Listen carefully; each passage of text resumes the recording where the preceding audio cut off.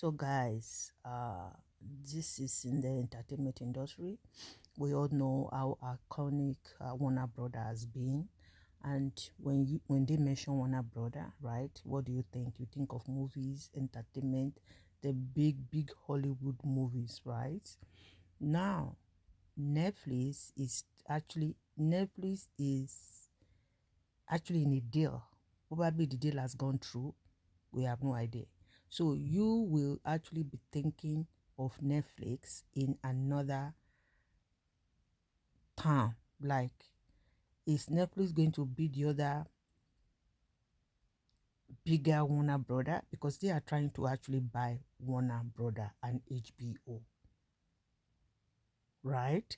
Excluding the news channel, which are cable news, CNN, Discovery, and the deal, probably it has fallen in, or probably they have agreed. It's actually a whopping 83 billion. I really do not know all the gist yet, but I'm just here to allow you guys to know. The ladies at the NBC, probably Chloe Millers, actually breaks down what's really next for the Netflix Warner Brother. So does Warner Brother is actually selling Warner Brother and HBO, and Netflix is actually taking over. So what would this actually means for people that are actually, darling, is kind of a lot. So dear, I just need 83 billion Netflix to buy Warner Brother. So what is going on in the Hollywood industry? What is really going on? They have an amazing movies. Gee, The Sopranos, mention it in Hollywood movie. What is going on? Oh, let's hear it. Netflix has agreed to buy Warner Brothers and HBO for a whopping $83 billion. So if approved, the merger would combine one of the most storied studios with the world's largest streaming service. The deal includes Warner Brothers' massive catalog, including the HBO Max streaming platform. Oh my God. What it doesn't include is the company's networks, including CNN, Discovery, TBS, and HGTV. This thing is not giving NBC me News the entertainment opportunity correspondent to Chloe flip Melas it. joins us now. Good to see you, Chloe. So Netflix beat out both Comcast, our parent company, and Paramount Skydance for this deal. Tell us why they wanted Netflix so bad. Well, there has been such a bidding war. And, you know, at the end of the day, now that Netflix is going to have potentially, if this deal goes through, big movies and franchises like The Big Bang Theory, The Sopranos, Game of Thrones, The Wizard of Oz, and the DC universe. When you combine that with things like Stranger Things and Bridgerton and Adolescence, I mean, this is historic. This is massive, but there are a lot of hurdles to get through. A big question is Warner Brothers. When you think of that, what do you think of? Movie theaters, right? Netflix. Well, Netflix and chill, y'all, on your couch. So what does this mean? Well, this morning, the head of Netflix, Ted Sarandos, saying that their plan is to continue to operate this iconic film studio with theatrical film releases. But now, a lot of people who watch HBO Max are wondering, so is there going to be like an HBO tab within Netflix and all of these questions? Well, they don't have those answers yet. Obviously, they're thinking about all of this, but Sarandos said that it's just too early to decide how they're going to package all of this for consumers. Really interesting.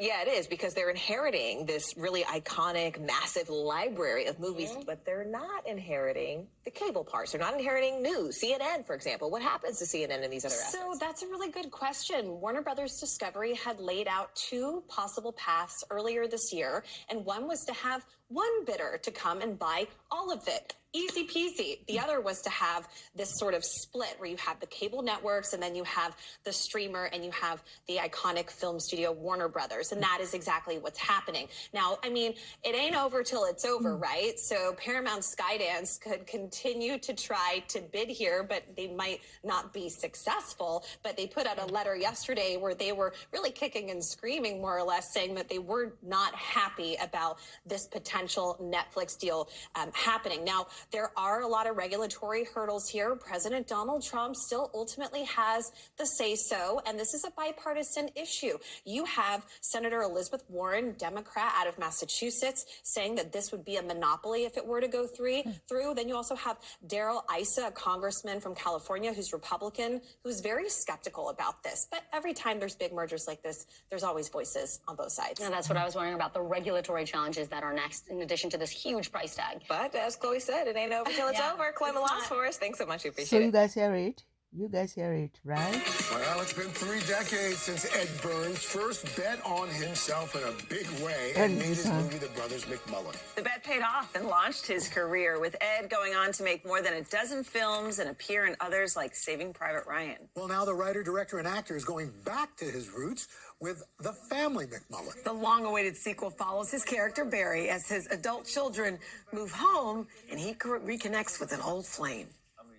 Barry, if it gets serious, then we're gonna have to see each other all the time. Yeah, I've been thinking about that, and I got to admit, it's very exciting to me. But as it relates to the kids, I think maybe we're getting ahead of ourselves, because I think it's only been a couple of dates, right? I've heard the way she talks about him. It's not good, Barry. Well, look, I mean, I would no sooner tell Tommy who he could date than I would tell you what I've been thinking about since I walked in the door. I know what you've been thinking. And I think you'd find it flattering. Hey. Good morning. Good morning. Hey. Let's dig in here. So you have some of the original McMullens there, obviously, for this film, but we have some newcomers. Yep. Somebody I just adore. Yep. Tracy Ellis Same. Ross. Yes. Did you have her in mind specifically for the part, and what was it like working with It Tracy? was funny. I was writing the script during COVID. My family were binging COVID Blackish. has lots of histories with I different fell in love people. with her. When We you had ask met everyone, years ago at a Nick COVID, game. We sat on what Celebrity was Row your side by experience side. with COVID? Kind of got along, You and I was know? like, oh, all right, maybe I'm going to write this for Tracy. But Wow. like, I didn't really know her. So you send the script, you keep your fingers crossed that she responds to it. And then that scene, funny enough, that's the first scene we shot. We didn't rehearse at all. And you never know about chemistry. And after like our second take, we're like, It's going to work. oh, this is That's good. great. This That's is a great good. story. Yeah. But then you have some of the original cast members. I mean, Michael McGlone as your younger brother, Connie Britton as your sister-in-law. What was it like? Did it take any convincing to get the band back together? Not really, but what was weird was, when we made the first film, the movie's 30 years old, but we shot it in 92. So, like, we were babies. None of us had ever even been in front of a camera before. Oh, I didn't know that. Yeah. We were all just like, they were, I think Connie was an aerobics instructor, Mike was a waiter. So it was So we were just recreated. all kind of newbies, if you will. And so to be back on set, we're like, wait, how are we here doing this after we made this crazy small movie in my parents' house? Like, Yeah. Do you like high five? You're like, yeah, we made it. it was more like pinching yourselves. It was like, it was surreal. And then Connie and I had a scene back in my childhood home in this film, going back 30 years later. It was really weird. That's so cool. For people who don't know the origin story, it really is fascinating. This idea that you would use your own home, not have any money really when you started. 25,000. 25,000, and you shoot for a few days. You have to stop, go raise more money. Shoot a few days, go out and raise more money. Do you think something like this ever gets done again? Would it happen today? Could it happen today? I think it can. What I got very lucky with was there's this famous story where I was a production assistant. Robert Redford was doing press for Quiz Show, and I had a VHS copy of McMullen, and I slipped it to him after our interview. And I said, would you please consider this for Sundance? And Redford took it and said, all right, we'll see. 2 months later, I get a phone call at work, and they're like, you got into Sundance. And then at the festival, the movie plays well. We win the grand jury prize. It gets bought by Fox Searchlight. But then the icing on the cake is Redford comes up to me and says, hey, I took some set to hand me that video that day, but congratulations, the movie's great. And I was feeling pretty high. I was like, my mom's here. Would it be possible to say hello? And then Mr. Redford spoke to my mom for like 10 minutes. Oh, my that was gosh. what a memory. That was the best, right?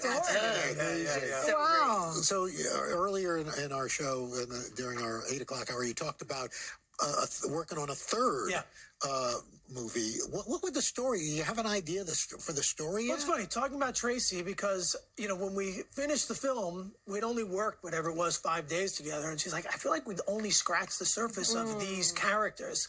And that was kind of true with all of the actors because, you never know with chemistry, right?